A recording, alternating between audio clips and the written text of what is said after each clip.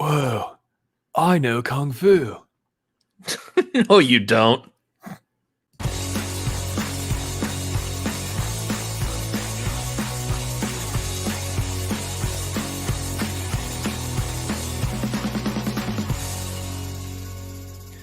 What's going on, everybody? It is Wednesday night at...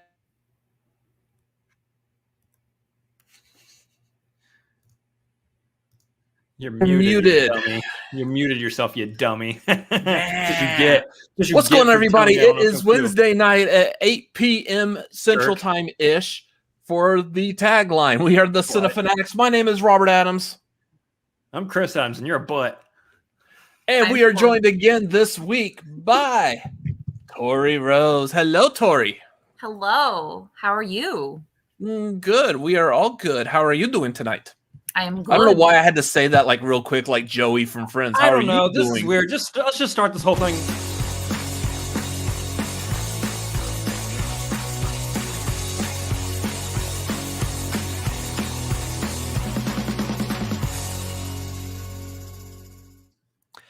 Hi, ladies and gentlemen.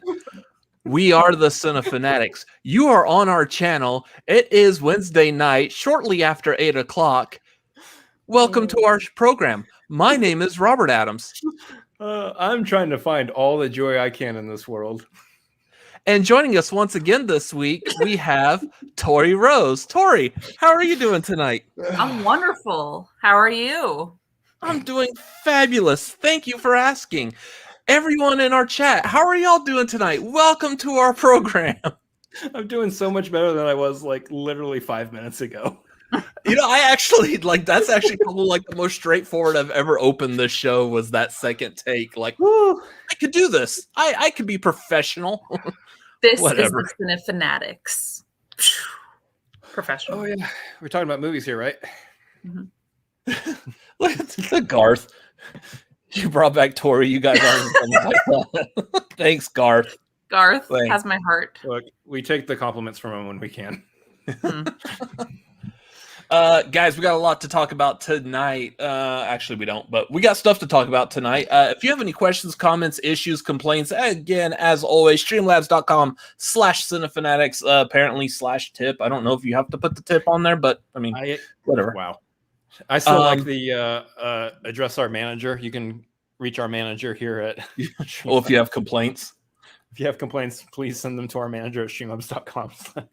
I am the manager. Where's the hat? Yeah. I want to speak to the manager. My manager hat. What? Yeah. That's that Jim Gaffigan skit where he's like working some customer service window and the customer has a complaint and he's like, I want to talk to the manager. So he turns around and he turns like his baseball hat backwards, turns back to the customer. He's like, what? It's so funny. I like this look. It's a good manager look. Yeah. Anyways, we also have patreon.com/cinefanatics. Hop on the tiers that you would like to hop on to support us. Any tiers would be great for us.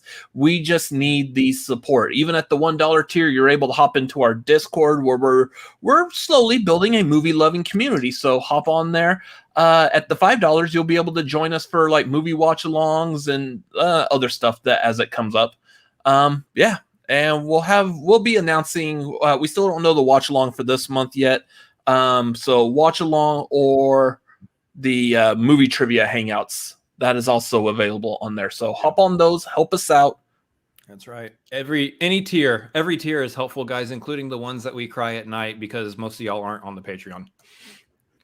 There's a cry at night tier. They just pay you. It's nothing you can click on. It's more of like a wet, salty drop that hits the pillow as your body slowly rocks into unconsciousness. This is gonna be the new content I do on my Twitch channel. You can watch me at midnight on Thursday nights where I'm just crying myself to sleep. just crying. That's great. Oh, anyways, where else we got? Upcoming shows. So don't really have anything really planned upcoming for Cinefanatics as of right now. There is a trailer that is supposed to drop tomorrow, so expect a trailer reaction from us at some point tomorrow. So I know it's going to be like at 8 a.m., but I don't think we're going to be able to film it like right at 8 a.m. So they're dropping a trailer at 8 a.m. Who do they think we are? It's too early. Nerds are awake at 8 a.m. 10 a.m. only. 10 a.m. The ones who run YouTube channels are, apparently. Yeah, was it like Real Rejects like stayed up all night for their Avengers Endgame trailer? Exactly. When that dropped. So yeah, that was wild. They do good trailer reactions over there. So anyways, stuff, what personal stuff do we have coming up? How have y'all been during this past week? Let's talk about that first. I've been solid. I watched Lord of the Rings for the first time. Oh, that was like going to be our what have you watched thing. I'll talk about it more then. Watch some Lord of the Rings, watch some Twilight Zone. I'm starting to get into like the Halloween spirit. I feel like mid-September is when Halloween actually starts. Like I got some Halloween decorations. I'm probably going to put some up behind here for next week or something. So that always makes me happy. I love the fall. Even though in Austin, I feel like the fall is just summer. It's an extension of summer. Yeah. It's not fall. It's just summer hasn't actually ended. It just keeps going. And then boom, we're in December and then we get fall for like 2 weeks. Yes. Although apparently winter exists for 1 month every 30 years. Yeah. Well, for 1 week every 30 years. It's okay. Now you have a New Yorker friend here. I will help you if it snows again. It's true. Hey, Torie, how do we walk in snow? How do you get the snow to melt? Yeah. What's this white stuff that's all over my front lawn? I don't recall having an awesome party in the 80s last night. Yeah. Just so we're clear, everybody, you don't wear shoes that you get at H&M in the middle of the snow because your feet will freeze. You mean you can't wear flip-flops either? This is going to be our new section of the show. Fun facts with Chris. Where does Chris buy his clothes at? I wore Doc Martens in the snow because I was annoying, but I don't think you're really supposed to do that. See, I have my boots from like the military. Nice. H&M. You can do that. I have my boots from the military, but I have no idea where they're at right now. So the snow took them. Yeah, that wouldn't have been helpful. Yeah. We had snow back in like February for like a week. It was insane. Yeah. Because no one in Texas knows how to react or drive or walk or live. Yeah, and apparently it killed all the plants here. The plants didn't know how to react. Nothing. Yeah, they had the like city of Austin. I saw they were going around collecting all the dead palm trees that we had. Which palm trees really aren't like native to here, like they are native to Los Angeles. But we do have some palm trees, but basically wherever they decided to stick an In-N-Out here, typically has like the palm trees crisscrossing, which surprisingly, those were still alive. The rest of the palm trees everywhere else that I saw, they all died. The In-N-Out breeds the palm trees. Apparently. They're all connected underneath the ground. If you palm tree animal style. If you plant an In-N-Out burger, it grows a palm tree. Did you know that? It's just a palm tree animal style. It's got like the onions and the mustard like grown into the palm tree. That's where they go out and get the burgers from. That's okay. The Whataburger palm trees are still better. So guys, if you want more tree content on our channel, jump on the Patreon. If you want a Whataburger hop on the Groot tier. I still haven't had Whataburger, so we gotta fix that. We could do a live reaction of me biting into a Whataburger burger. That would be funny. Whataburger burger. Burger. The burger. That's good content. We could do that actually.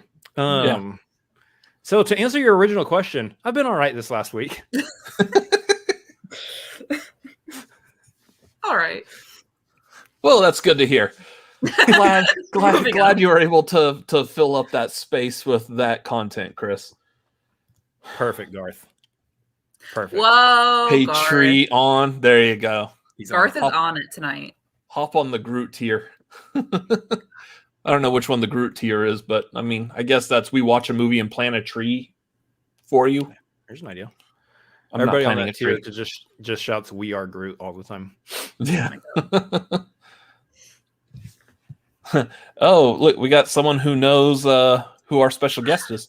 My brand. It follows me. Frogs for Torie. I have like acquaintances who like kind of know me, who see me post about frogs so often that they'll just send me anything frog related, and I'm like, my brand. We're not even really close, and they just send me frog stuff. It's awesome. Anyway, so coming up, the other things I would say personally we've got coming up. I'm still trying to figure out exactly what I want to do. Apparently, my birthday's next week. Wow. I'm turning 39 again for the second time. I really don't care. I'm trying to like act like I care about my age, but I don't care. So I'm thinking of doing some kind of a live stream, possibly over on my own YouTube channel, which I may resurrect from the dead at some point for something or another. But might try that, but I'm not 100% certain yet. So just stay tuned for more news on that. The other big news is over this past week, I believe all of us have secured plane tickets to LA in December for the Schmodown Spectacular. Those of y'all who are familiar with us know that we are huge fans of the movie trivia Schmodown.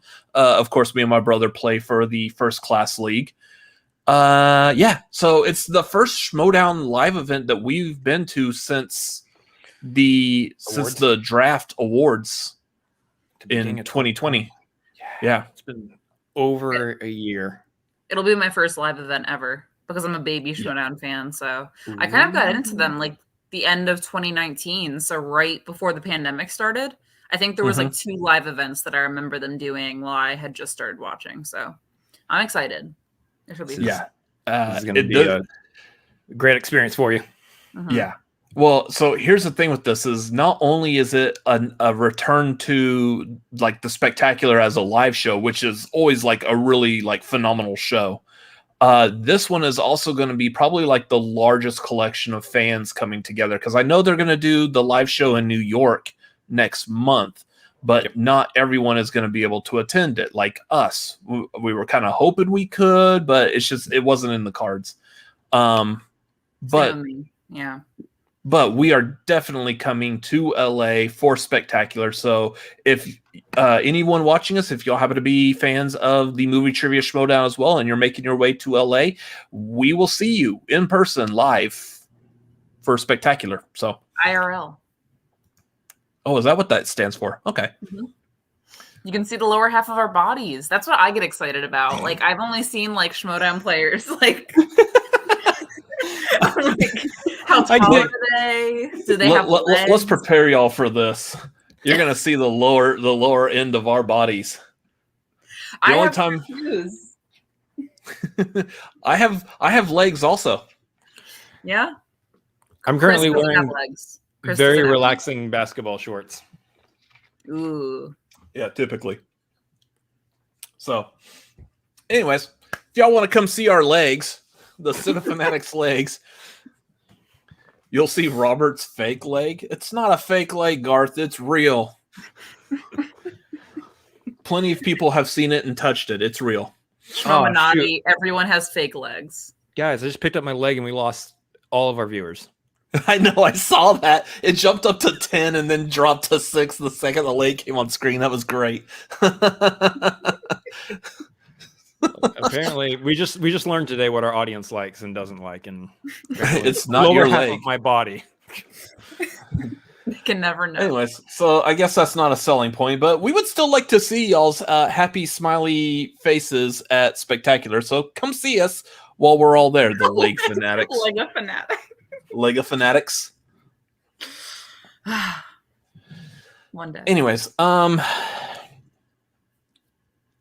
yeah, so birthday plans, Spectacular. I got a question for y'all. Oh no. It's a real easy question. Is it a 2-word question? Maybe. Like, what 2 words were you thinking it could be? Well, I was thinking that the 2 words were Tonight, we ask what is, what was, and what could be. But the most important question of all, what if? we liked this episode. Okay, first, before we dive into that, that is incorrect. My legs are tan.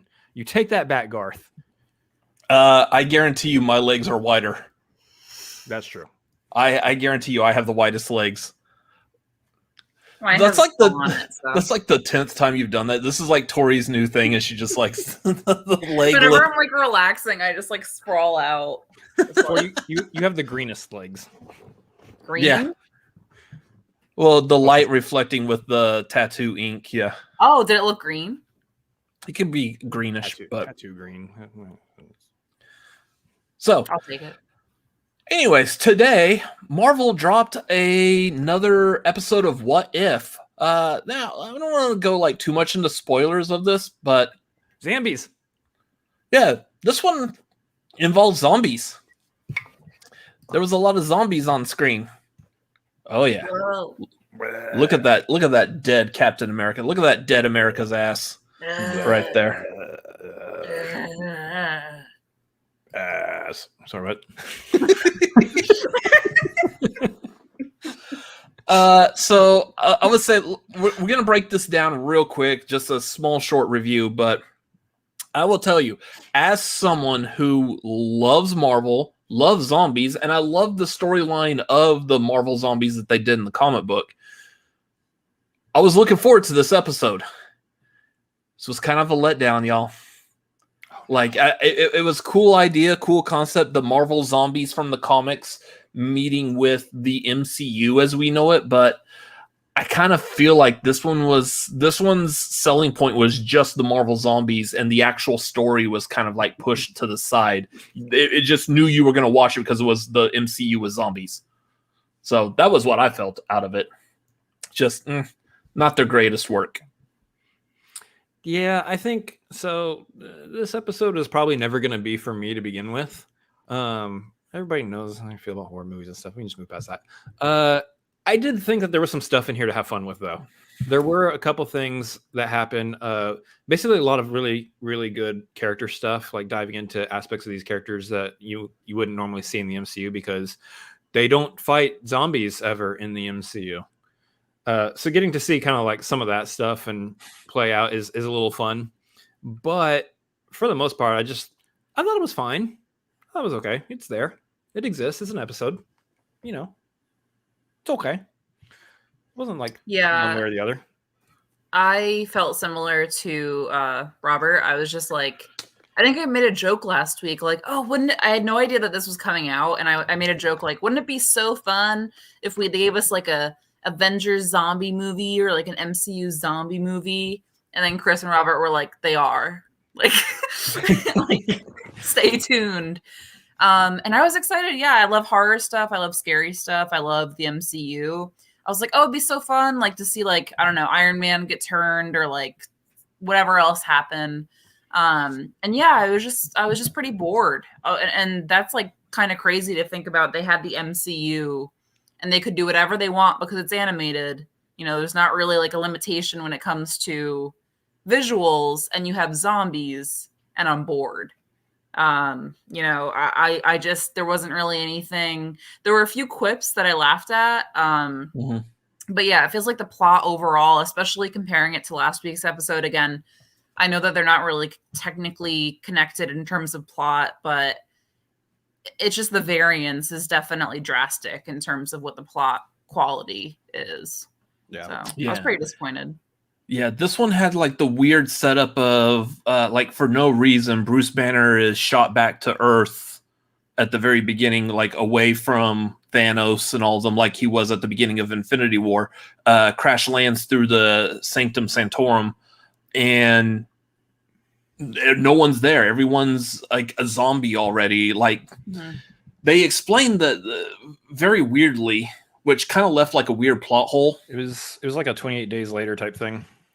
Yeah. They explained weirdly like how the zombies came to be in this episode, but It just felt like really clunky. And again, I felt like this episode was its primary existence is to show the MCU as zombies in a nod to the Marvel zombie story from the comic book. The things I like about it is obviously there were some like nice little nods to other movies. Like one of the big ones was when they get on the train at the beginning, the very first thing that hops in our minds was, oh, Train to Busan. That's exactly what they're doing with this. Like even my brother over here was like, huh, this looks like Train to Busan, even though he's never seen it and he's just aware of it. I'm a smart one. Yeah. But like little nods to stuff like that were kind of cute. Did y'all see like anything else that reminded y'all of other connections or like little fun things that you thought were cute about this episode? There's a good one with Peter, as he's doing like the same kind of shtick that he did, in Homecoming and all that, and Captain America: Civil War, where he's doing the whole vlog situation, but he's doing it kind of like a Zombieland style, where he's basically laying out the rules to exist with zombies. And I thought it was a fun use because you got Happy in there, you got freaking Kurt in there, which was hilarious. I love that they had like David Dastmalchian back as Kurt for this. So it's T'Challa, which was cool. And then T'Challa has that one line towards the end. We're not going to spoil all the details there, but you got that one line towards the end. I was like, oh, that hurts. Yeah, it hurts so much. Yeah, I definitely saw the Zombieland similarity. I also saw, this is going to be a wild connection. Have you ever heard of the video game Lollipop Chainsaw? Yes. There was a very clear thing to me where I was like, oh, like I remember that trope and it's very funny. I don't even want to spoil it because it was honestly my favorite part of the episode. But someone's head is carried around. Yeah. So, okay. So, in reference to that in this episode, that was the other thing I completely forgot about, and you just reminded me. They reveal like someone's head is like in a jar in this, and the second they showed it, the first thing I thought was like, oh, Futurama. Like in Futurama, all like the celebrities of like nowadays are all like disembodied heads in jar, exactly like it was in this episode. And I was like, that's funny. And it's amazing to me. Exactly. It's amazing to me that like of everything that happened in the episode, of everything that's gone down and happened in the MCU, all the fantastical, crazy elements, space travel, cosmic magic, all of that, the head in the jar is where it lost me. I was like, no, I'm not buying it. That doesn't exist even in this reality. Not possible. Not in Disney's world. No, this doesn't work for me. Yeah, it's funny. It's hilarious, but no. The one thing I really liked out of this episode, though, and not really a big spoiler, but this was the first time in any actual MCU property that you heard a reference to Peter's Uncle Ben. We've seen like nods to it, like in Far From Home, his initials are on the suitcase that Peter's packing to go to Europe. So, I mean, we've had nods. We know of his existence, but we've never actually heard Peter talk about him or like any mention of Uncle Ben at all. So that was nice. This was the first time that the MCU actually acknowledged Uncle Ben by name. The downside about it, though, what I wish they could have changed is I would have liked it if Tom Holland was doing the voice of Peter Parker in this episode. Unfortunately, he wasn't, and that's because Tom Holland's actually contracted by Sony to play Spider-Man, not by Marvel and Disney. Marvel Disney gets to borrow Tom Holland and Spider-Man for like Civil War and the two Avengers movies, but otherwise, Tom Holland's Spider-Man is firmly in Sony's hands, which apparently his contract is expired now after fulfilling it with No Way Home. So he might sign on to do more movies, but that's very frustrating because at that point it just feels like Tom Holland's going and visiting dad for the weekend and he's got to go back to mom for the rest of the week. And he clearly likes mom more. And apparently he likes mom more because mom's has full most custody. I don't know. I'm not going to get into that, but still, mom has Zendaya over at her house, so that's why he likes going to mom's. Yeah, that's fair. Can we borrow Tom's voice? Yeah. Can Tom's voice come out and play? So, the episode was fine. So here's the thing with What If now at this point is I think we're going to get these kinds of episodes every now and then where it's just going to be, let's just play in this kind of sandbox for a little bit. Let's just hang out over here. Let's just do a fun little story over here. It's not going to really like connect to too much or be, rely on too much else. And I think that's fine. I think we got to get used to the idea that something like that's fine. It can happen. Find what you can enjoy out of it. And just remember that you're still going to have the episodes like the Doctor Strange one from last week. And that's kind of, I think, what's going to be the backbone for this series. Yeah, I will say I did like what became of one character in particular. Like what they were willing to do given the situation of the apocalypse. If you know who I'm hinting at, like someone kind of gets corrupted by the situation. And I thought that was very interesting of like who it is and how and why. That was kind of interesting. Because their reasoning for doing it like would make sense for everyone else, but not for this character. Yeah. Yes, Chris. Okay, good. Were you signaling? And I was just like, yeah. So decent. We have episode. a private chat. I could literally just put it in the private chat. Yeah, you could. like, don't you want me to detect social cues over here? But there's no fun doing that. It was a decent episode. It wasn't what I was hoping for. We knew the Marvel Zombies were going to be in What If, and I was hoping for something a little bit more substantial out of them. But we didn't get that. This is the episode we get. I don't know if maybe Marvel Zombies is something that What If may choose to return to. Maybe if they keep going every season, they decide to go back to the Marvel Zombies world and they do it like with some other movie connection. So I'm trying to read and talk at the same time, and apparently I can't do that. It's really weird. Nope. Having one brain is hard. Yeah. Garth was talking about doing the I love that this is just completely block story doing that. I know. That's what I like about it. It's like if you ever need me to be quiet, just put the vision up. What we need to do is like whenever we tell like a really stupid joke, just Torie be prepared. And if if Vision pops up, if Vision pops up, then just immediately like just spout like the most weirdest one-liner, like trying to sound like Vision. Like so get like that Paul Bettany type of accent and like I'd really like some hot dog buns right about now. What do you say, Mr. Stark? Or whatever. What is grief if not love persevering? It's not funny. I like Torie's trying to do it. I can do my old man accent. What is grief if not love persevering?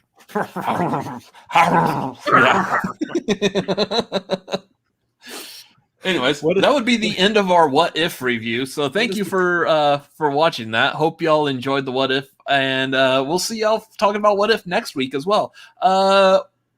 Let's jump in real quick. Have y'all watched any new movies this past week? Torie, I feel like I've heard somewhere before that you watched the Lord of the Rings movies. Yeah, I had a whole tweet about it too. A tweet thread, a tweet time. I'm still learning Twitter. A tweet time. I watched The Fellowship of the Ring for the first time. Well, like I'd seen it before, but I didn't really focus on it. I watched it with like other people in a Discord chat, so I really didn't get the chance to focus on it. And I feel like it's just one of those movies that you kind of have to. So I didn't remember a lot about it, so I really sat down to watch it. I watched the extended version because it's still on HBO Max, and everyone's told me like they're just better. So I was like, okay, whatever. It's only like an extra 30 minutes to an already like 3.5 hour excursion. You're being modest. She's actually still watching them right now as we're talking. Still watching the credits. The first one. Yeah, and I really liked it. I mean, I'm going to watch the other two, of course, but I liked it a lot more than I had when I watched it with other people. I just was able to focus more. I put the subtitles on, and I felt like that helped me a lot for like remembering names and just keeping up with things. I thought it was really helpful for me. Because that's what, like, the first time I kind of watched it, I got very confused of distinguishing who's who. No diss, but they all kind of look the same.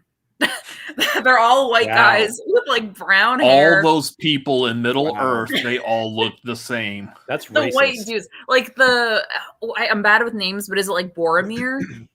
To me, looks just like Faramir. Is that what it is? Who's the one Faramir, who like, his brother? sword? Maybe. Yeah. So there's Boromir and his brother Faramir. Yeah. So they do look very similar, but I mean, at the end of the day, you got Boromir, Faramir, you've got was it Strider, Aragorn? All of them are. That's another one I couldn't. All of them are just big, sweaty, long hair, bushy beard men with swords. Like they all look the same. Yeah, I get it. So the first time I just was like really having a hard time paying attention when I wanted to. And then this time I was like, no, I can distinguish them more. And they're all very different personality wise, obviously. I really liked it. It was scarier than I thought it was going to be at times. Like there are parts where just like it's a straight up like horror movie, like spoiler for Lord of the Rings. But when like the orcs they're in the mine and like you hear the drum beat coming and you're just like, after like Gandalf just decides to read that story, I guess just, you know, thinking it was going to be a fun time for him to read that very terrifying death note of that skeleton man. So I really liked it. I'm going to watch the other two. If you want to follow me on Twitter, I'll probably tweet again about it. That was a lot of fun too, of just like, because I like watching movies and talking to people about them. And a movie like that, I just was like trying to like, there were just moments where I was like, I have to react to this and I have to like what did other people think of this? Like, yeah, the scary drum beat part, I was like, I have to get everyone else's take on that. So it was a lot of fun. I'm really glad I watched it. I like doing the threads on movies sometimes when I'm watching them. It's pretty fun. I love those ones you're like, this is terrifying. Oh my gosh, Bilbo. It's like, nobody tell her about Galadriel yet. Yeah. Bilbo's face was terrifying in that one scene when like he's with Frodo and he's like, can I hold it? And Frodo's like, no. And Bilbo just like turns into the thing. I hated that. Yeah, so you posted that and then my brother was like, yeah, no one tell her about Galadriel later on. she was scary, but she was, you know, she's so pretty. You're just kind of like, she's so angelic. She just like glows. Boromir and Faramir look very similar as brothers, unlike Chris and Robert. I mean, it's true. Thank God. What? Oh, do you know what else about the Lord of the Rings thing? And then I'll stop talking about it. Robert Parker liked one of my tweets about Lord of the Rings. The Robert Parker. The I'm Robert just saying, the Spider. I felt famous for a second. Yeah, the Schmodown people in this community tend to do that from time to time.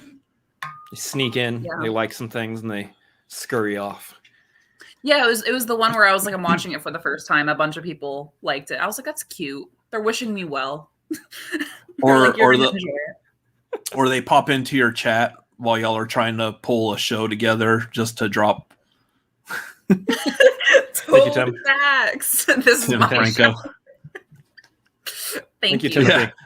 Yeah, Robert Parker likes every tweet. I mean, not to make you feel bad, but I don't mind. I will take it. That's hilarious, though. It's like his Candyman saying, "You say Lord of the Rings 5 times in the mirror, he shows up." Look, Torie, it's only up from here. By the time you get to Return of the King, you're gonna have Stephen Colbert liking your tweets, and that's where it's at.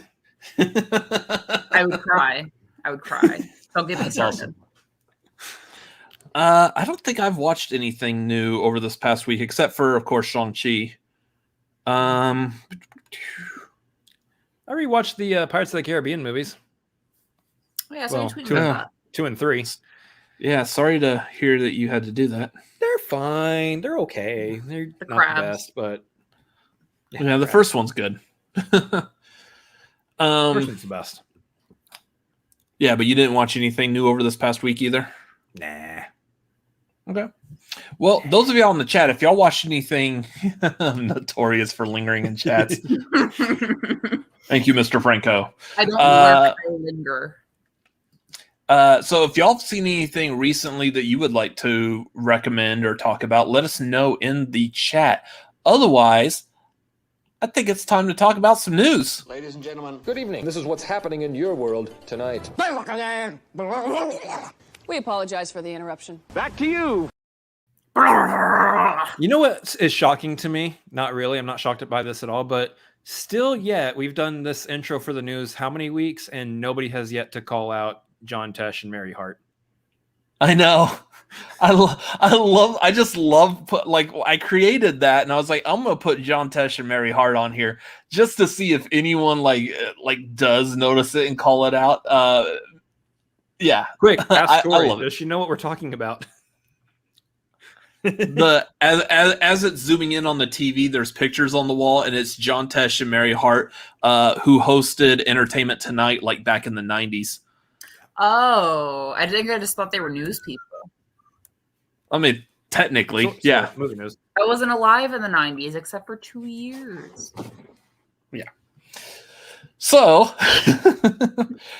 Torie's here tonight to bring that youthful edge that we desperately need on this channel. So, yeah, remember John Tesh? Yes, we remember John Tesh had a music career because our mother loves his music. So, Our mother.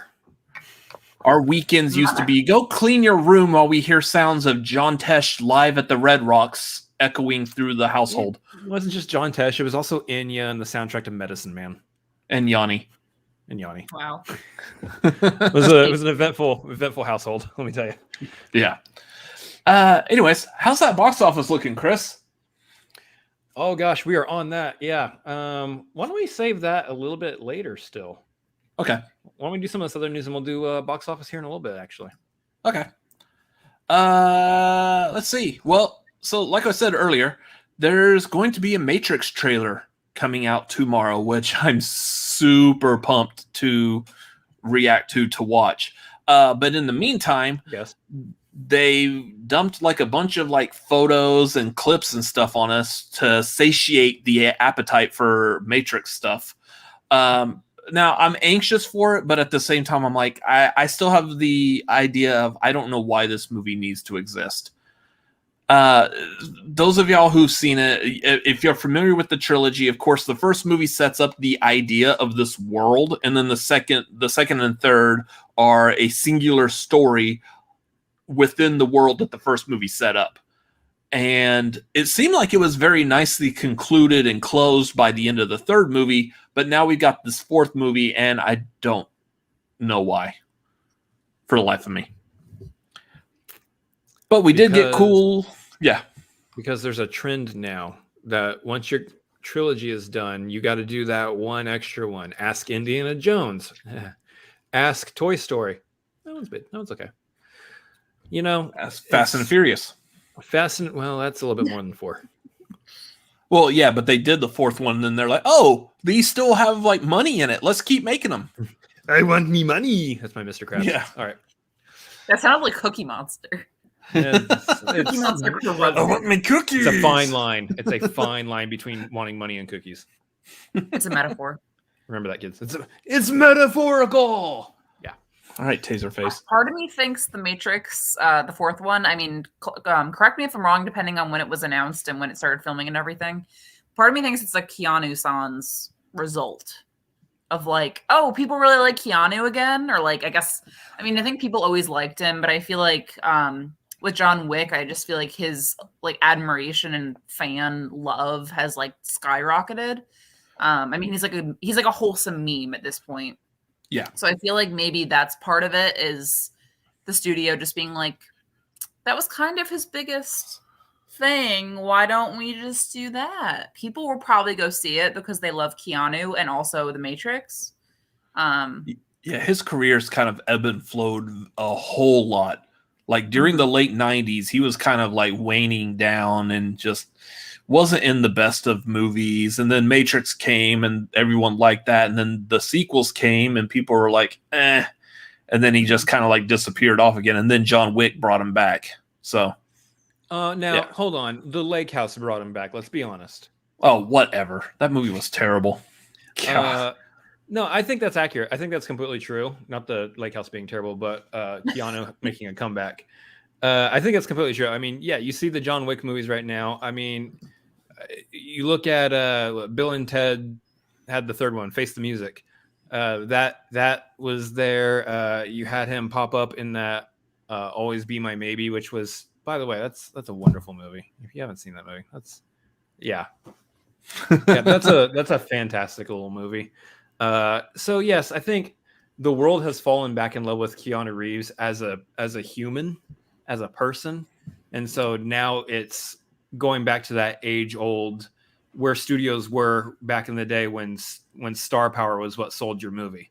He's got that star power again, so let's turn around and like resuscitate some of his old franchises. That's I think why Bill and Ted, one of the big reasons why Bill and Ted got the third one, and now why we're getting a fourth one in The Matrix. I think that's exactly right. So again, like I said, they did give us like a bunch of photos. So I've got a couple of these like all gathered around here. So we got our first like glimpse of like the new Neo, which surprisingly looks exactly like John Wick. Go figure. Wait, it is. Wait, this isn't a John Wick movie? This looks like a John Wick movie. This looks like a John Wick movie with Yaya up there in the corner looking into the mirror like he's about to say Candyman for 5 times again. Oh, what an idiot. Did you learn your lesson already? Crossover. And then I have to guess, this looks like maybe Trinity is walking to a bank. Look, it looks like it's a coffee shop, like a cyber cafe. Simu Latte. So it's a coffee shop run by Shang-Chi. Yeah. Instead of it, like it's a simulating. So instead of simulate, it's simulate. Simulate. Whoa. Whatever. And then we also got this awesome shot of Jessica Henwick. Yes, please. With blue hair. Wait, did I say that out loud? Rocking a gun. Yeah. I mean... Jessica Henwick was easily like one of the best parts of the Iron Fist Netflix show. So I think she was actually like one of the only ones that actually had like martial arts training. She was literally the best part about that show. Yeah. Mm-hmm. So good to see her in this. And then I'm going to guess this is the trailer that they played at that convention like a week ago or so. This was it, Cinecon or something like that. They played the trailer for them, and people were saying that at one point they saw in the trailer they show Thomas Anderson, Neo's real name, his character like sitting on a couch like in a therapist office, and the therapist was played by Neil Patrick Harris, which that's going to be weird. But I wonder if he's going to see like Neo and like bro out. Be like, yeah, I'm gonna go to the bar with Neo. This is gonna be legend. Anyways, moving on. So I'm curious as to how this is gonna look. I'm anxious for it. Yeah, I know.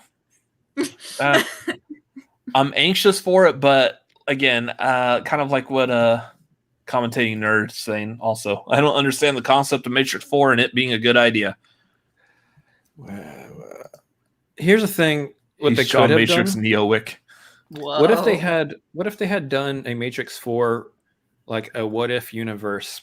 So Matrix 4 it's still the Matrix, but it's like a different alternate Matrix world where Keanu Reeves isn't Neo and Will Smith actually accepted the role. I don't know if that's one that like Will Smith would want to go back and do. What if instead of doing Wild Wild West? Yeah. What if the plot of Matrix 4 is there are people who, like, everyone knows about the Matrix, but there are people who just still refuse to believe that it's a thing. And so now they have to live in a world where half the population, like, accepts that it's a thing and is, like, actively trying to, like, save humanity. And the other half is just like, what do you mean? There's no Matrix? And the CDC is telling everybody that the Matrix exists, and then no one's listening to the CDC. Everyone's like, no. It's like, called the pill. Take the pill. No. But I don't want to take the pill. The pill is how they get you. I want to take the Forster warmer. Yeah. No. See, I like this only because instead of the Matrix, it'll be called the Mask Tricks. No, God. not only you get that, and you get both. You get off, and you get the vision. Just, no, The voice. that was bad. The mask tricks. Anyways, yeah, so we'll see how this trailer looks tomorrow. So make sure y'all are Drew McQueenie saw it and compared it to Cloud Atlas. Ugh, okay. That's not good news. Yeah. I haven't seen Cloud Atlas, but all I remember is bad reviews about it. Yeah. Yeah. So we'll see how this looks. Again, make sure you are following us. Subscribe to us here. I don't know where my voice went on that, but apparently I turned into old man also. You're getting punished for that mask tricks of crap. Apparently. That's what's happening. Yeah. But make sure you follow us here so you can see that reaction drop when it happens sometime tomorrow. Not an idea. The other thing that we're hearing like a lot of talk. Well, let's dive into one other real quick. Moving these around. Last week we talked about how it was cemented that Venom 2 is moving even on this poster. So this is the same image from last week. Venom 2 was moving to October 15th. Nope. That moved back so quick. Ow. They all went and saw Shang-Chi and they were like, oh. Got out of the theater, made the call. We're fine. Yeah. Put it back. So the news is that Venom moved up to last week. So we have seen Venom and you'll expect a review for that very soon. Wait. No, hold on. News just dropped. It actually moved to October 1st. So we'll be seeing it then and you'll see a review coming up on the channel at that point. Yes. I'm actually watching it. I'm actually watching it right now as well. While Torie's watching the extended version of Fellowship of the Ring, I'm currently watching Venom. Let There Be Carnage right now. And my review will be up yesterday. You know what I'm watching? What? The show Crashing and Burning. Oh, you've seen this episode before. I've seen this episode. Very fun, actually. It's a repeat. I would say I'm watching Dune, but I think if I said that, my house would get raided and everyone would come and steal the tape. Well, especially because moving into our next topic there, apparently there's been reviews for Dune. Maybe? Sort of? Yeah. Yes. There has What are these reviews about? Because I'm completely lost on what points people are trying to make and what they're thinking or saying or doing. Well, so what you should know right now is that Dune is the work of God himself. Apparently, we're calling God Denis Villeneuve now. It's the work of God himself in film form. It is the purest magic to ever have graced the silver screen. It is basically if you could produce an orgasm in visual form for the eyes and it'd be safe for the whole family.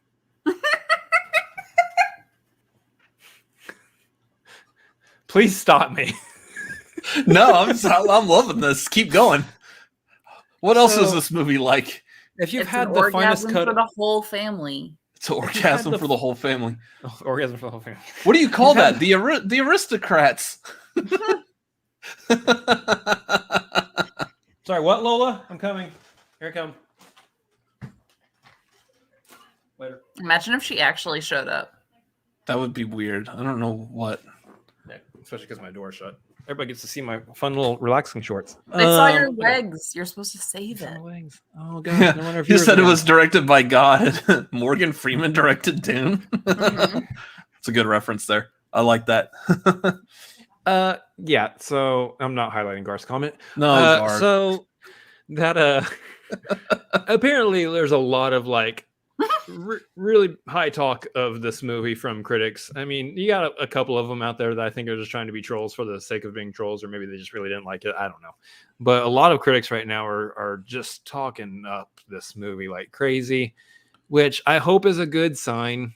I really do, because I want this movie to be really good. I think a lot of people want this movie to be really good. And hearing all the critic reviews right now, I believe it was out of Telluride, out of the film festival. So hearing all of their good reviews out of that is hopeful. Leaves me hopeful.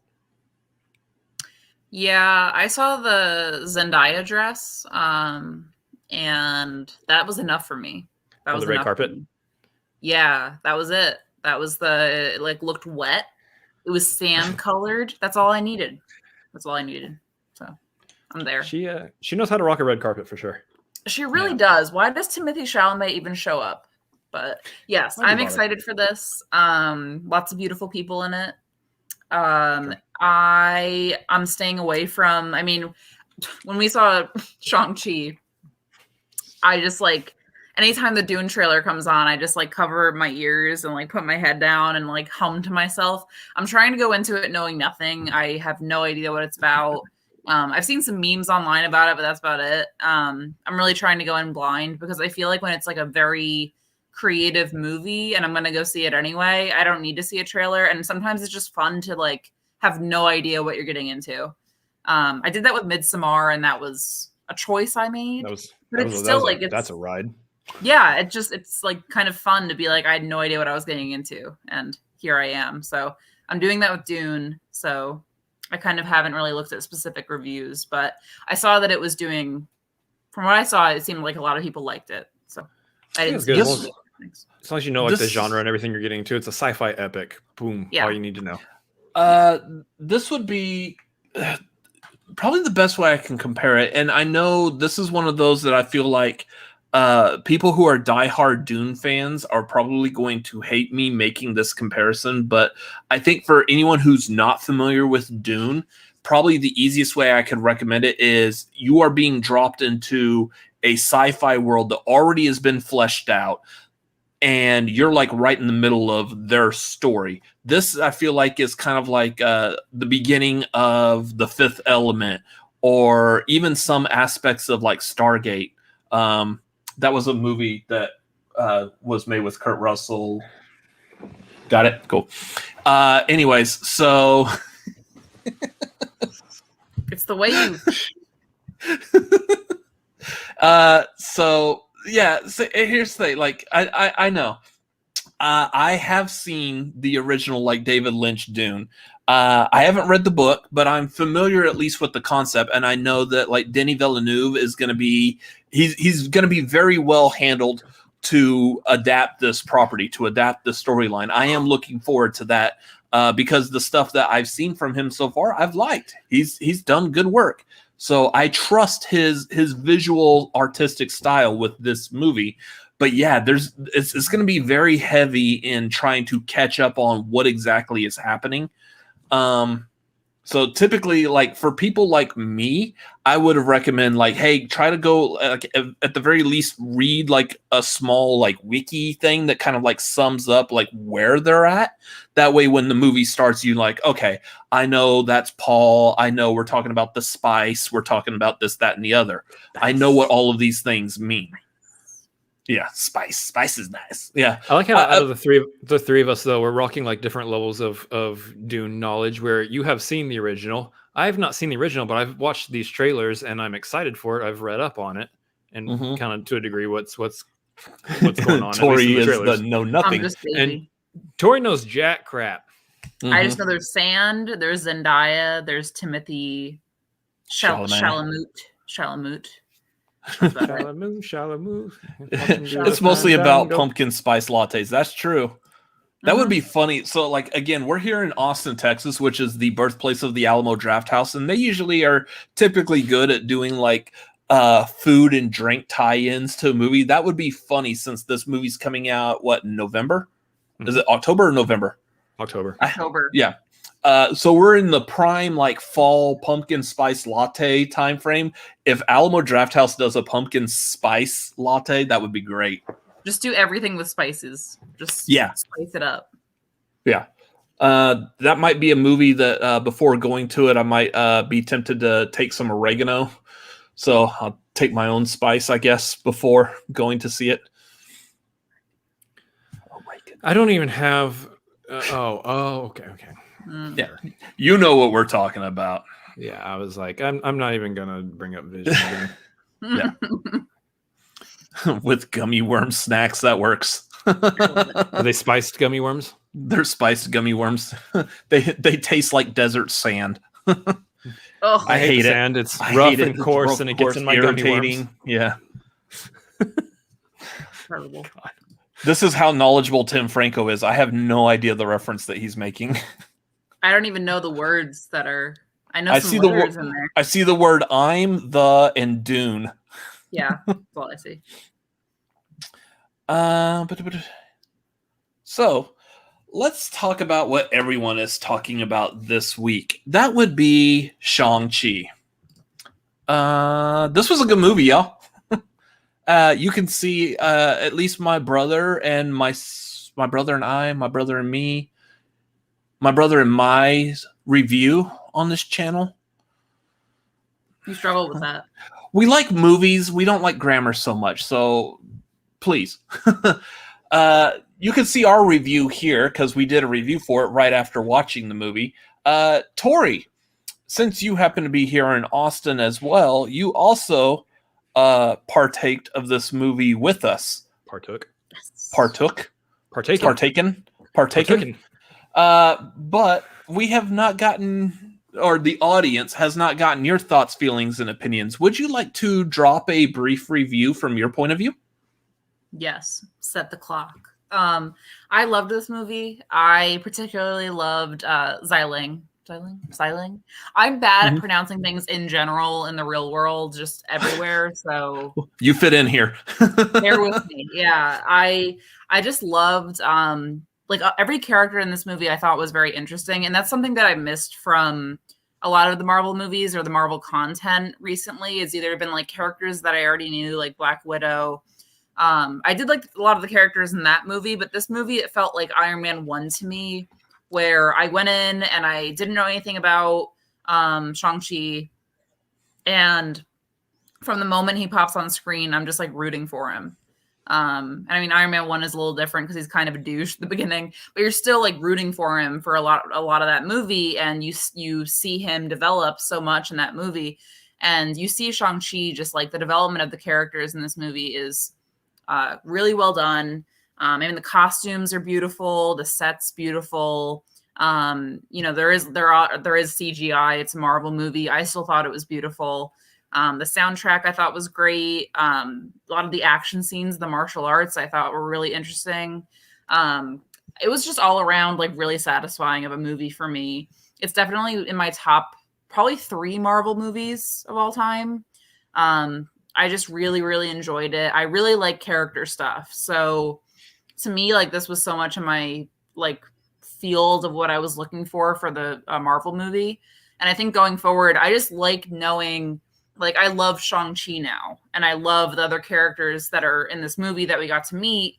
And that makes me excited for future Marvel movies because now when he pops up or whatever, it's exciting. It's like that Iron Man thing for me. I loved Iron Man. So when he pops up in the Avengers and like you get to see him meet each other, it's like, that's what I get excited for. And that's what keeps me in the Marvel world. That's what keeps me watching all of this, all the movies. I mean, they're all fun, but I really like that like character interaction stuff when you care about one person so much and then you see them have to do something they don't want to do, or you see them have conflict with another character you love so much.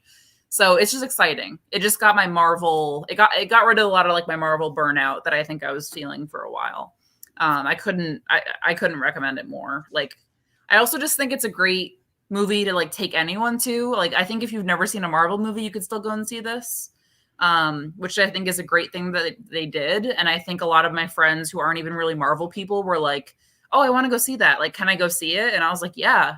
Like, you don't really have to know a lot at all. Like there's maybe a couple of scenes where you'd be like, I don't really understand what's going on, but overall, like the movie itself is solid and stands on its own, which is what I was hoping for. I don't really like, a lot of times I think with Marvel, things need to be connected and timeline wise, it has to make sense. But this movie, I think, does a really good job of standing on its own. So if everyone should just go see it. That's my recommendation. Yeah. It had those connections. It had those connections to the rest of the MCU, but they're very light on the subject. Yeah. And then of course, it's a Marvel movie, so there's post-credit scenes that do tie it to the MCU as a whole. But I mean, if you're only watching this just to watch this one movie, you don't care about the rest of the MCU, you can just forget about that and just move on. So, yeah, really excited though for a Morris and Rocket meetup. I want to see that happen. Yeah. What is that going to look like? Because Rocket's going to be trying to like, I need his face. He doesn't have one. Or Groot and Morris. Oh my God. Groot and Morris, like Morris is just attached to Groot. I'm picturing adult Groot doing get help with Morris. Yeah. Oh. Get help. His head is gone. Get help. Throws Morris at people. Yeah. And then you've got Goose. Goose the Flurkin is also like riding with Morris. Oh, so they throw Morris. He flies Goose in, and Goose like Flurkins out and eats everything. Yeah, man, we could be here all day with like these crazy like off the wall. Cosmo the dog. We could get like the straight Howard up the MCU. Duck. We could get the straight up MCU version of the Pet Avengers. Oh, this is great. I'm ready. Xiling meeting Florence Pugh. It's gonna happen. Yeah, Frog. Go back and get Lockjaw from Inhumans, because he was probably the only really good thing about that Inhumans miniseries. I did like Lockjaw. Yeah. But yeah, reach out to like New Mutants and grab the Purple Dragon Lockheed. Anyways, so that's nice. Was there any other thoughts, Tori, before we move on? I mean, I could go off about Xiling more. She's I don't think it's she's one of the, you can see her in the trailer. She's like a just badass woman. I'm allowed to say badass woman. Yeah, it's fine. I say it 18 more times. I just thought she was amazing, interesting, hot, great, fantastic. And then forgive me because I have been so focused on her, but I mean every woman in this movie just like killed it. Do you know the name of the mom and the like elder woman who's later in the movie? Those two were great. Fala Chan and Michelle Yeoh. Yeah, they were fantastic. Yeah, Michelle Yeoh has been in the MCU already in Guardians of the Galaxy Volume 2, Alita Orgood at the end of it. So, yeah. They were beautiful, fantastic, also badass. And also Awkwafina, who like I've always been like lukewarm to Awkwafina. She just gets like I think cast typed in a way, and I thought this was like my favorite movie of hers. I think she's written really well. I think she executes it really well. I think she gets really fun scenes. So yeah, I mean, I could go off about Xiling and just how much I love her, but I also don't want to spoil it. And I feel like a lot of the things I would want to talk about are like certain scenes were just really fun. I thought, I think there were just a lot of fun things for a lot of the characters to do in this movie that I really liked. I mean, there is a lot to go off on Xiling. So Munger Zong is the actress who portrays her. First movie. Can't pronounce English words. I got it. I nailed the pronunciation of her name. Good job. First movie. Has never done martial arts before this movie. Learned it. Absolutely killed it. By the end of the movie, you're like, I want to see like a whole movie with just her leading it, please. And apparently some fun things happened to her during the process. She found her husband on set, which a lot of people are like, wow, that was a quick turnaround. You found love and got married during the whole process. Like, well, yeah, keep in mind, this movie probably went into pre-production like in 2018. It was like shooting 2019. So it's been like 2 years. It was supposed to come out last year. So yeah, 2 years is about right. Also, if you go through a pandemic together, that's like 10 years. That's 100% true too. So also, fun fact about her, Ben mentioned on his stream, Ben Goddard. But I followed, I went home after watching this movie and I followed her on Instagram because I was obsessed. When I followed her on, it would have been Thursday night, whatever that date is, not even a week ago. She had 14,000 followers. I followed her. She now has 103K. You see? So she had 14. She had 14,000 followers when I followed her, which is amazing to think about. Her getting cast in a Marvel movie, like her first movie. That's crazy. Yeah, she had 14,000 followers. Apparently, also, when she sent in her self-tape, she didn't know she was sending it in for a Marvel movie. So she didn't even know she was like going in and auditioning for a Marvel movie at that time. Hey, I Holy got crap. the part. It's a Marvel movie. So, for those of y'all who don't know who we're talking about, Oh yes, I love the photo support Sister. that would be her on the left there. with the Yeah, nice bob haircut. she's phenomenal in this movie. For someone who's never acted before, this is her first part, and she takes such a lead role in this movie too. She's going to have more to do down the line. Yep. So, I love her character. Love seeing what she did in this. Torie needs to be your social media supervisor. Because when I followed her, I posted on my Instagram story, like, if you need me, I'll be simping over longer. But then I was like, she only has 14,000 followers. She could have seen that. Yeah. She could have seen me. Now she has hundreds, whatever. So I could. Hey, so what should I do to increase my social media? Torie's over here like, more pictures. More pictures of you fighting, beating people up with the chain thing, whatever that thing is called. My neck. What? Step. Just a photo of her stepping on the camera. That's it. The internet would lose their mind. Yeah. Well, you know what else the internet lost their mind about this week in regards to Shang-Chi? His abs. Simu Liu has discovered that apparently he's popular because of this movie and how well it's done, that he decided to take it upon himself to release out to the internet stock photos that he was a part of. Oh my God. These are so great. The internet has been blessed with our son, with Shang-Chi and the project deadline that is due this Friday. How do you think the other two people feel, though? Like, he's in a Marvel movie. How are they doing? You know, they put that on their resume. Hey, I've worked with Shang-Chi as a project lead on this project we were working on. Shang-Chi on a creative panel with Shang-Chi. No, go ahead. Go for it. Just you take them. I did one. You do one. Shang-Chi and the Legend of Implementing Casual Fridays. Shang-Chi and the Legend of Corporate Synergy.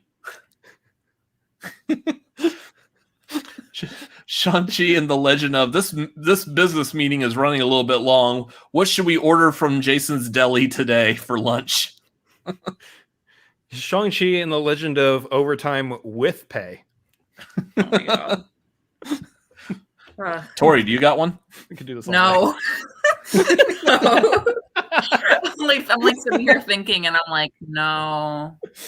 No, I'm not even. No. I'm not even gonna step in that background.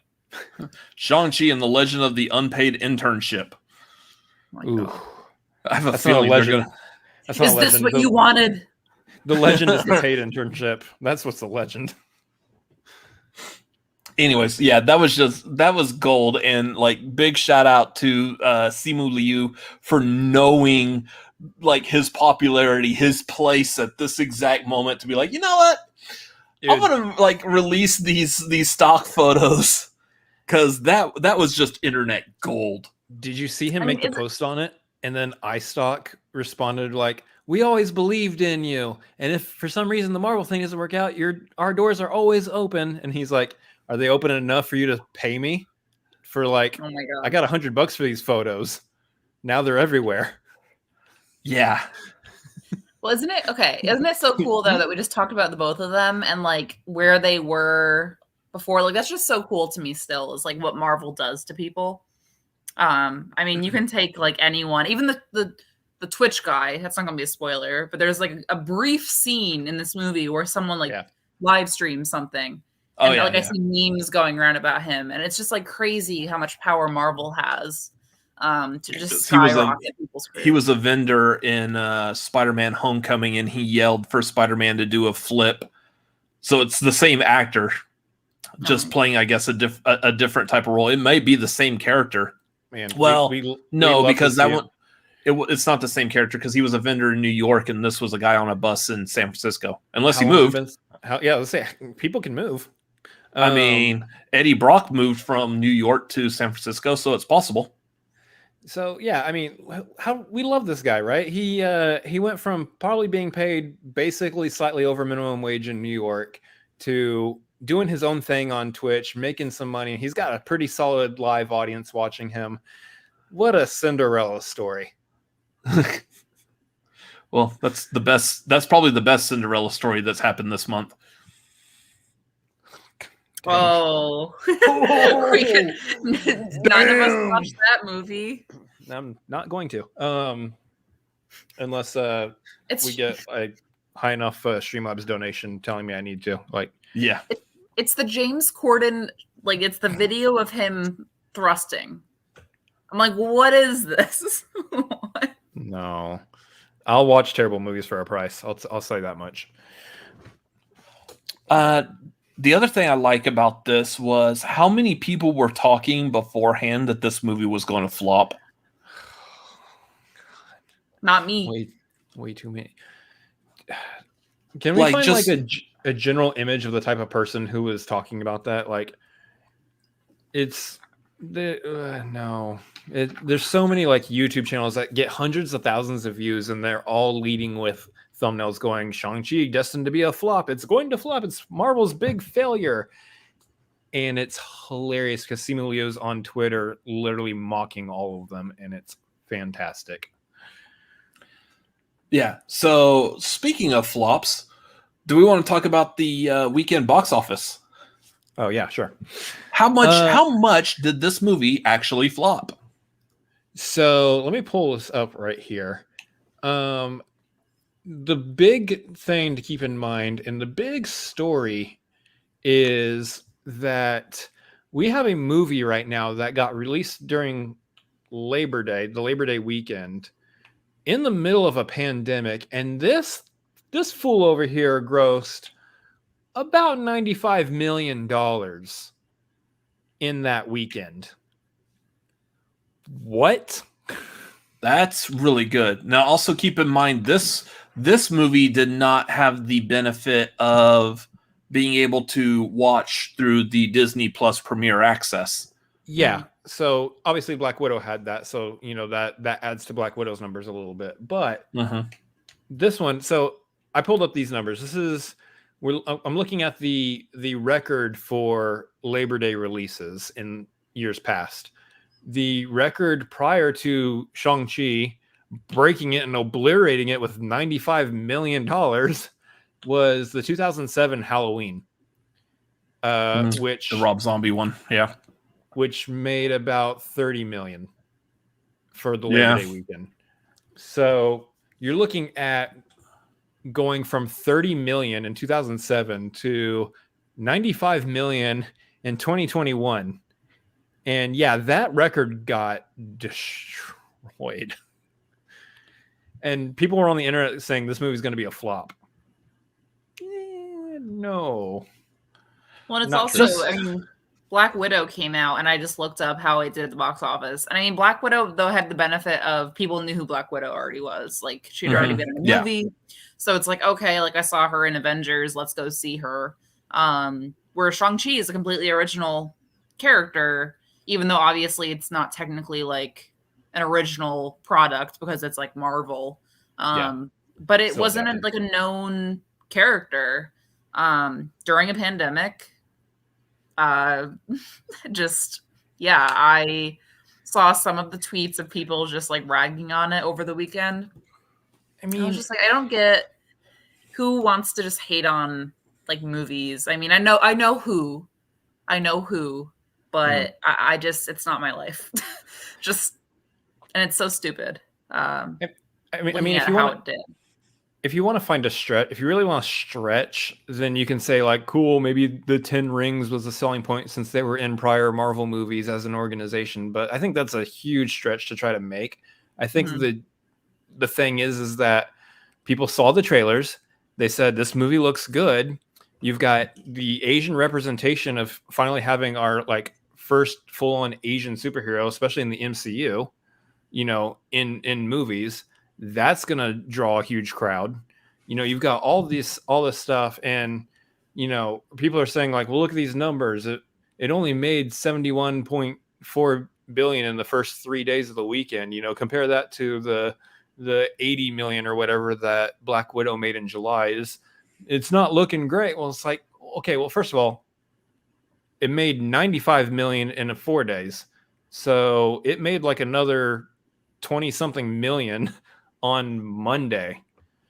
And on top of that, for it to destroy the Labor Day record still in a pandemic, like it's still happening, like people are still like it may be the middle, we don't know. It's true, we might be smack in the middle in the beginning of a pandemic. This might be the beginning still. Yeah, wherever the hell we are in this pandemic, it's still going on. And for this movie to destroy the Labor Day record, and that's the thing, like, okay, so Jeremy Miller brings up here, Labor Day traditionally isn't a box office weekend. It is now. Thank you, Shang-Chi. Marvel has, I think both Marvel, well, okay, I'll say Disney as a whole. Marvel and Star Wars have kind of taken the idea of when you release a big blockbuster movie, which traditionally was always the summer, and said, we'll just do it whenever we want and it'll make money. And that's true. They can release these things whenever they want and they're going to make money. Yeah, and just also to point out the whole Labor Day weekend thing, I think especially right now with the pandemic, I don't know, but the reason I think probably Labor Day isn't as profitable is because, schools, like in New York, that's when school goes back. I know in the South, it's like kind of a week or two ago, but a lot of schools go back. People are spending money on like school supplies. If you have kids, it's just like, you're probably not going to take them to the movies because you're focusing on school. So I think the fact that, again, like a Marvel property and this movie itself did well despite all of these things, and did really well, not just did well. Again, it's just like, it should just shut the people up who were doubting it. Of course, I don't think it will, because unfortunately it does get views and clicks by the same type of people. But yeah, it did amazing. So these people will still try to find an excuse as to how they're still correct. Yeah. But if we look at the top 10, which I like to go through here also. Last week I said like the top 3 is going to end up being Shang-Chi, Candyman, and Free Guy. Guess what the top 3 is? Shang-Chi, Candyman, and Free Guy. Shang-Chi, Candyman, and Free Guy. Nailed it. Guessed that one perfectly. But you're looking, again, pretty much everybody went to go see Shang-Chi this weekend. Mm-hmm. Is what it is. Again, 95 million. Stack up to Candyman making another 12.5 million and Free Guy making another 11 million.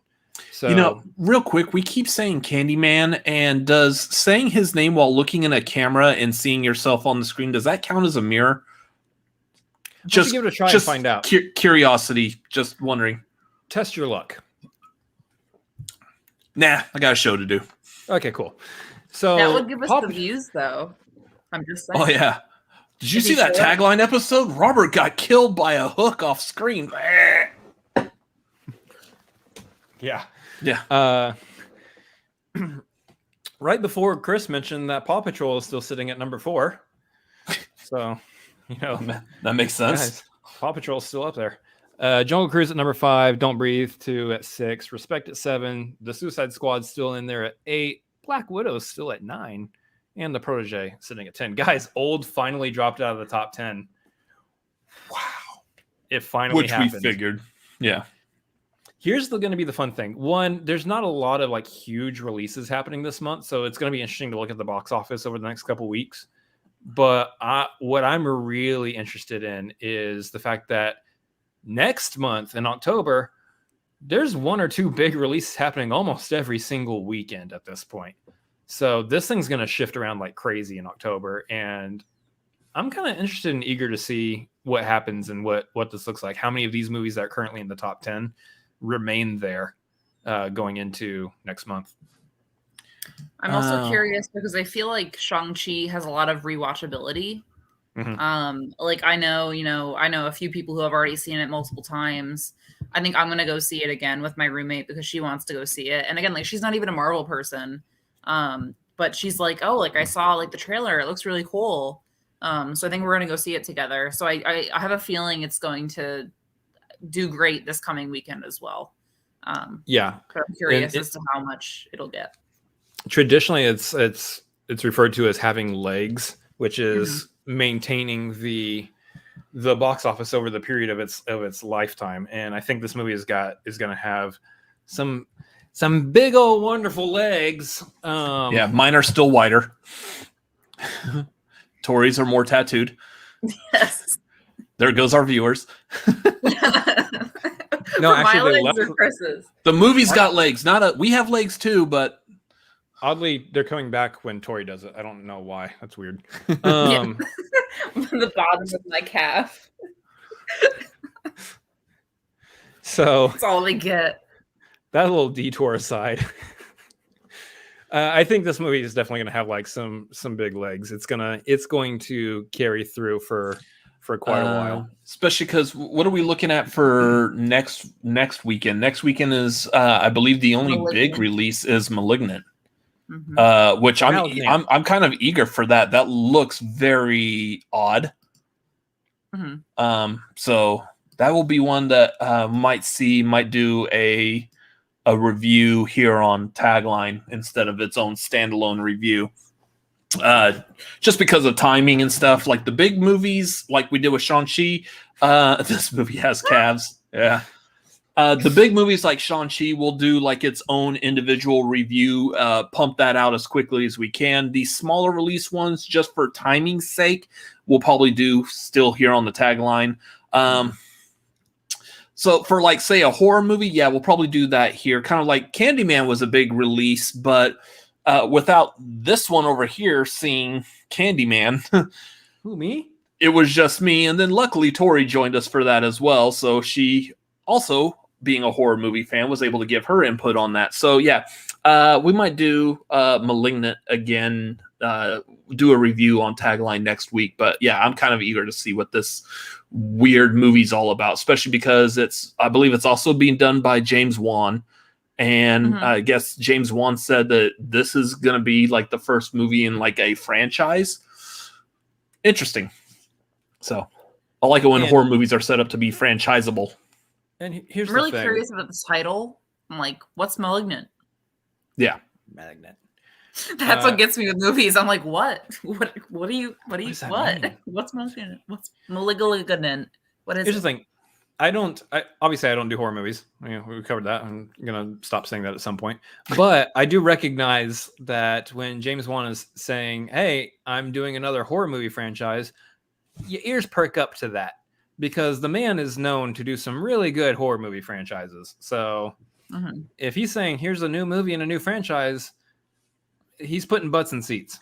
Saw, Conjuring, Sinister. I mean, Aquaman. He started. It's not really horror. I mean. It depends on who you ask. I love Sinister so much. So kind of eager to see what that is. I was looking because we were talking about like next month. Yeah, next month is stacked. Venom 2, No Time to Die, Lamb, Halloween Kills, Dune. Yeah, and Last Night in Soho. For Lamb. Yeah, that is just the most off the wall. That is one of the most off the wall looking A24 movies ever. Which, I mean, come on, that's a little redundant. It's an off the wall A24 movie. Yeah, that's what I'm excited just say it's an A24 though. movie. They deliver something. You get something on the plate, whether you like it or not. You get something on the plate with them. You don't leave and you're like, Sometimes you get something on your belt also. Sometimes you get something on the belt. Anyways, let that one sit for a minute. All right, cool. Moving on. Let it simmer. So, anything else about Shang-Chi? Nothing else at Shang-Chi. Real quick, I'm looking at October also. There is another, I guess, horror-esque movie coming out that I am actually going to be interested in. No, not Lamb. But that's this Last Night in Soho. We didn't do a trailer reaction for it. Apparently, they just released another trailer. We need to catch up on some trailer reactions, I guess. But I did watch this trailer. This looks really interesting, actually. This looks like it's going to be up my alley. If you guys haven't seen that latest trailer, which I believe just released, y'all should definitely check that out. This movie looks fascinating, actually. Yeah, I'm eager for this. Mm-hmm. That's fine. And Edgar Wright, Edgar Wright horror movie, yeah.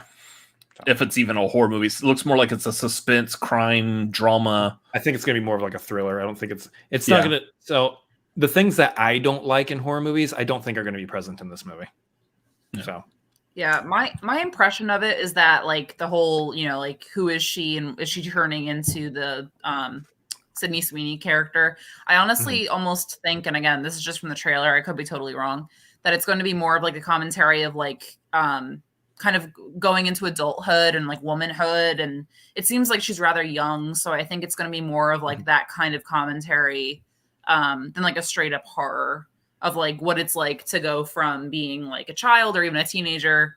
I don't know how old she is, but she seems to be in her early 20s, and then like kind of progressing into this like kind of scary but also fun but also terrifying like men and money and appearance and like all of this world. It seems like it's going to be more of a commentary than like a straight up like slasher horror movie or anything.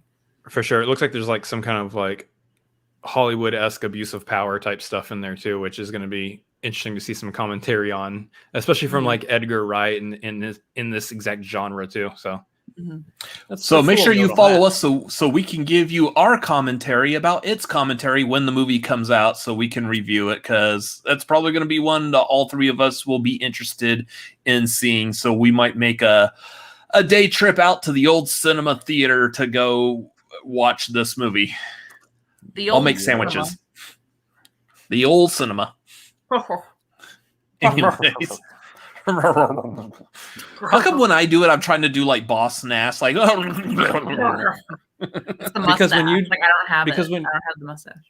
When you're doing an old man accent, you're only doing like an accent 5 years from now. Screw you, dude. Speaking of which, my birthday's coming up. 45 isn't old. Stephen Colbert is like 55 and he looks amazing. And he can Michael still get Keaton it. Is 70. And he could definitely still get it. He could still get it. Jack Nicholson is like 82. He's probably not getting it anymore. Yeah, not so much. He's older than my grandma, and it's okay. On that note. Yeah. On that note, I think that's going to do it for tonight, y'all. So thank y'all for watching. Thank y'all for being here tonight. Let's talk about where we can all be found real quick. Let's start with Torie. Follow me on Twitter and Instagram at Torie Rose. I will be tweeting about Lord of the Rings if you're into that. I'm sometimes funny on there. On Instagram, I post a lot about frogs on my story. Follow me both on there. I will love you forever. And I will, if you send me frog posts, I will absolutely answer. That's how to get me. So, ooh, that's key to a woman's heart. Frogs. I'm a simple woman. Frogs and Mungerzong. Yes. Yeah. Combined. Froggerzong. There's a damn Froggerzong. I just got an image of her trying to cross a road in between trucks and stuff and just jumping one lane at a time. It's a frog with the bob haircut with the bangs, and this frog is like shooting out its tongue like she was throwing out the whatchamacallit weapon that she was using in the movie. Shang-Chi and the Legend of the 10 Ribbits.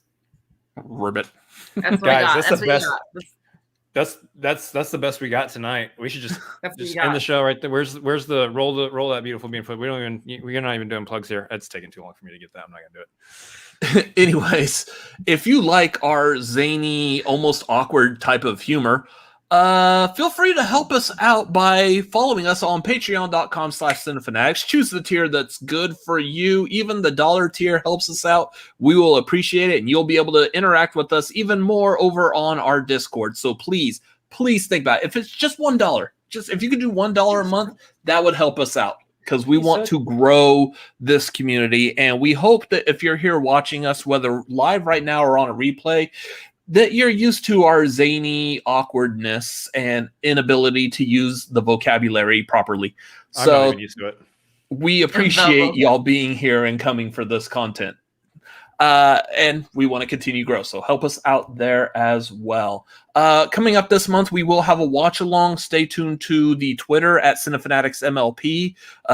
We will probably do another poll of some sort that seemed to be pretty popular last month. We may do that again this month, so make sure you follow us. I think probably by next week we should have nailed down when exactly we want to do a watch along and a movie trivia hangout. So again, if you want to participate in all those, patreon.com/cinefanatics. Otherwise, you can follow us on, like I said, on Twitter and Instagram at CineFanaticsMLP. You do have myself is Robert Adams MLP on Twitter, Instagram, and Letterboxd. I'm closing in on 2,000 movies watched. I think I'm down to like my top to like 10 more before I hit 2,000. So come look at like my Letterboxd, see what I haven't seen, and give me some suggestions, because I'm racking my brain with what I'm gonna make that 2,000th movie. And you're turning 40 soon. And I'm turning 40, so send him money big for week. that. It's a big week.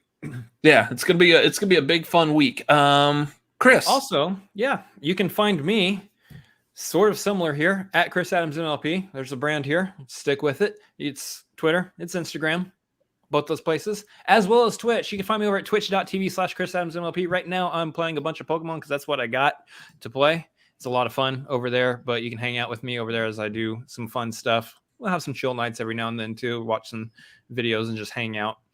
But yeah, come support me over there. More support I get over there, the more fun games and more stuff I'll be able to do. Build a community over there. We'll be able to do some fun community stuff. That's really what I want to get done over on that Twitch channel. I think it's a lot of fun. I love it when people are in the chat chatting with me, because that's the majority of the reason why you do it. You do it just hang out with some people. So come support me over on Twitch. Come give me a follow, and we'll do some fun stuff over there. Yeah. So that's going to do it for tonight. Again, those of y'all watching live, thank y'all for watching live. If you're watching us on a replay, thanks for clicking on us later and still watching us. We very much appreciate that. Guys, don't forget to hit the like, comment your thoughts down below. If you're watching this on a replay, let us know what you think, and share. Make sure you share this with your friends and family so they can all point and laugh at you later. And then also don't forget to subscribe. Subscribe is the big thing here on YouTube. Subscribe to the Cinefanatics. Follow us. We will very much appreciate that as well. Anyways, I believe that is it. Tori, it was nice having you here again tonight. Thank you. Good conversation. Thank you for being here. Mm-hmm. I had the leg. Yep, there was one more leg as we go out. Don't need yours. Anyways, in there too. Am I going to be on a foot website now? No, well, I mean, Quentin Tarantino will probably subscribe to us now. Anyways, thank y'all for watching. We will see y'all again tomorrow for the Matrix trailer reaction. Otherwise, we'll see y'all next week for a tagline. Y'all have a great evening. Good night. See ya. Dairy.